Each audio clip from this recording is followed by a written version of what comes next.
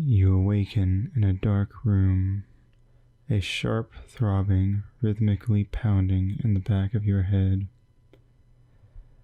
As you instinctively go to feel for bumps and bruises, you realize that your hands have been tied behind your back, and suddenly become aware of what feels to be a laminated hardwood floor pressing against your face.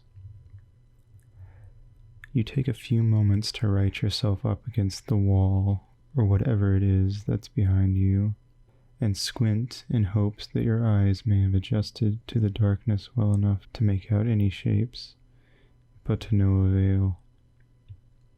However, as you wiggle your hands, you do notice that the ropes around your wrists seem to be loose, and in a few moments, you're free.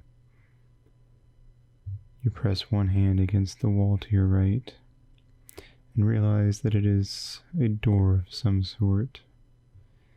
You slowly trace your hand up the door, looking for a way to open it, when you hear footsteps on the other side.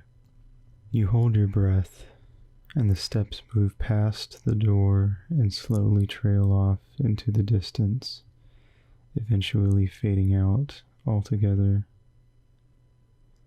As you breathe a soft sigh of relief, you are startled by the sound of metal creaking as cold air begins to blow from a vent on the ceiling above you. The air is coming out strongly, creating a white noise that makes it hard to continue listening for more movement outside. So, it's time to decide. Will you continue to wait, or will you make your escape?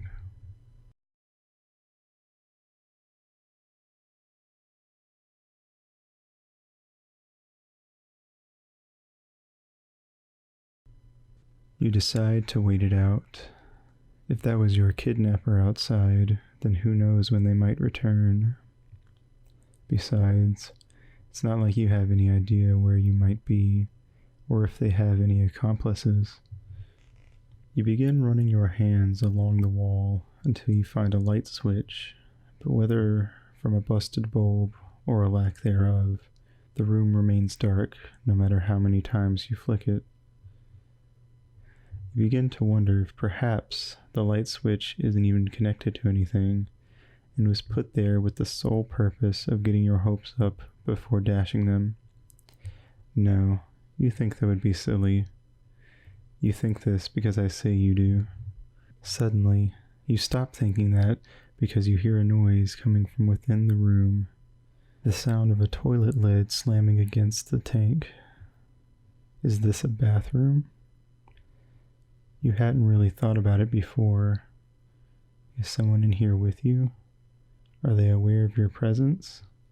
Surely they would be by now. But, more importantly, are they dangerous? Maybe you should have made a break for it sooner.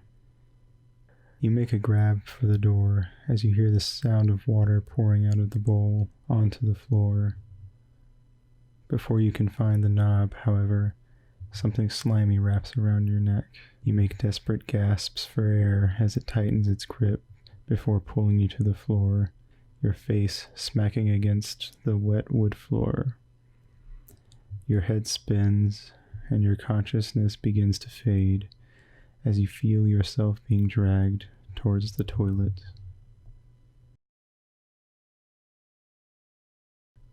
Oops, looks like you fucked up and picked the wrong path. Well, guess you'll just have to sit here in silence until the correct path starts playing.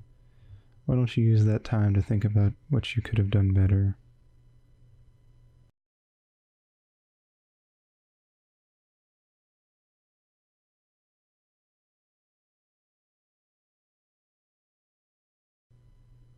You can't risk staying here any longer. It's now or never.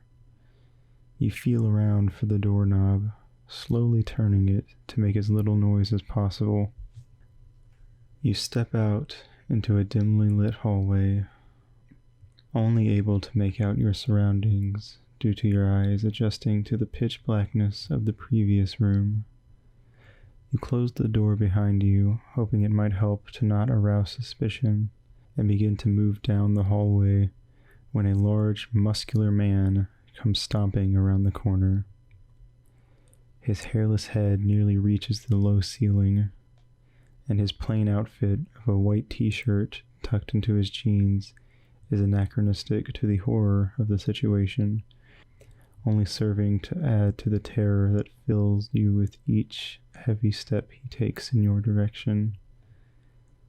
You take a few steps backwards before stumbling over a small box on the floor, the contents of which spill out beside you. A dagger and a clump of dirt. One of these two items may very well be the only thing saving you from a gruesome end. Question is, which one will you choose? The knife or the clump of dirt?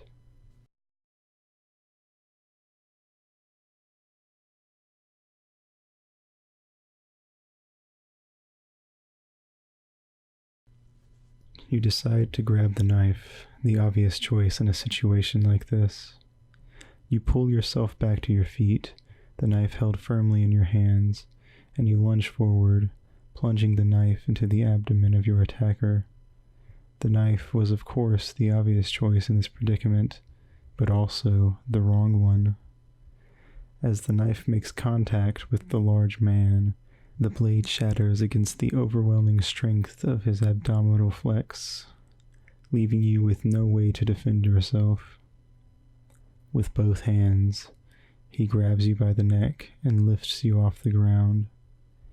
He looks into your eyes and smiles sadistically as the last bit of life leaves you. Oops, looks like you fucked up again. Or maybe you're just watching the whole video and not actually skipping around, which kind of defeats the purpose of the video, but I can understand if you want to hear more of my golden voice. Guess you'll just have to sit here in silence again until the next correct path starts.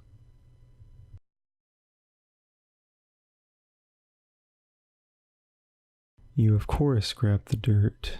The knife was way too obvious. Nice try, Mr. Narrator. But you're not going to trick me that easily, you say to yourself because I say you do. Glad to see someone around here gets it. You pick up the clump of dirt and toss it at the man, who rears back as it smacks him square between the eyes. As the dirt falls to the floor, the man begins to dissolve before you, becoming nothing more than a puddle of Mr. Clean 4-in-1 shampoo, now available at your local retailer.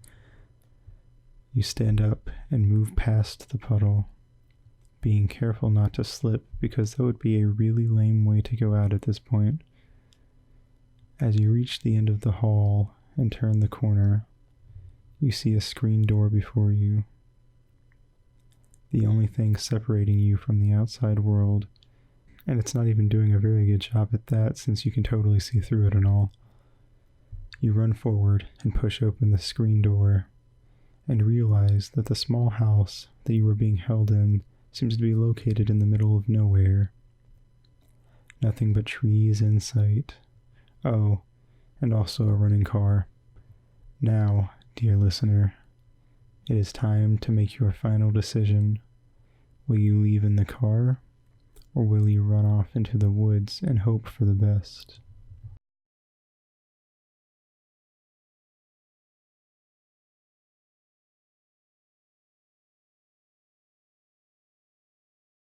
You rush over to the running car, ready to put this nightmare behind you, and take a peek in through the driver's side door. The gas tank appears to be full, and there's even an unwrapped hamburger sitting in the passenger seat and a fully charged cell phone. You know it's fully charged because I, the narrator, am telling you so. It didn't hit you before, due to the unbridled terror, but you are absolutely starving, and it would probably be a good idea to call the police and tell them what's happened as soon as possible. You look back at the house, almost sad to see it go in a weird, masochistic kind of way. And you go to get in the car, but suddenly man door handhook car door. Wow, again? Really? I figured you would have figured out how things go by now. You probably don't even really understand, like, how that was a bad end if you don't understand that meme. Well, that's that's more your problem than mine, honestly. Well, anyway, the next path is the end, so I guess you can just sit here until that starts.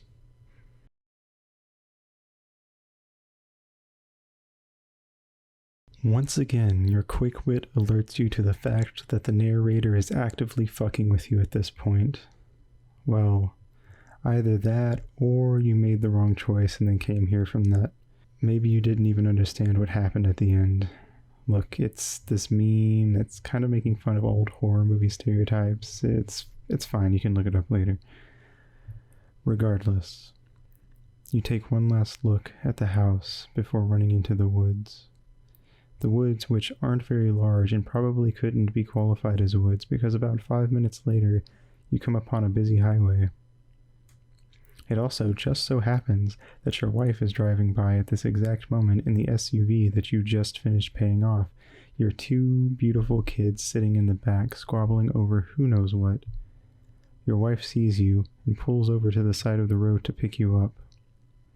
On the way home, you explain everything that's happened, and that night you all enjoy each other's company over a nice home-cooked meal before falling asleep in the living room watching Austin Powers' The Spy Who Shagged Me, a classic family motion picture. And you live happily ever after. Unless...